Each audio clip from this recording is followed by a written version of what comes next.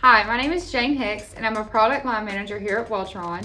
Today we're going to show you guys how to terminate a CAT6 Keystone Jack onto some cable using a few different Weltron tools. First, you're going to need a 110 punch down tool, our CAT6 110 Keystone Jacks, data snips, and a stripper.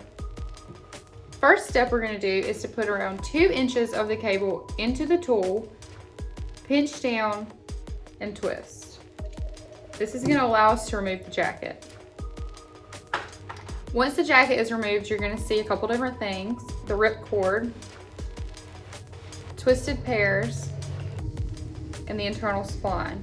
We're going to remove the spline and the rip cord. So after that, this is what it looks like. We've untwisted the pairs so that they're all individual, and we're going to look at the Keystone Jack and line them up based on color code B, which is listed at the top. So we're going to line them up here based on the color code.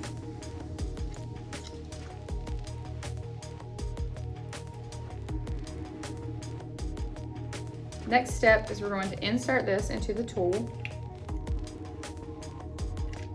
and then we're going to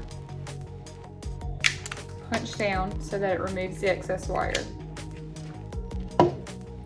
Then we take the top that comes with the Keystone Jack, place it down, and you're finished. If you guys have any questions, look us up on www.weltronproducts.com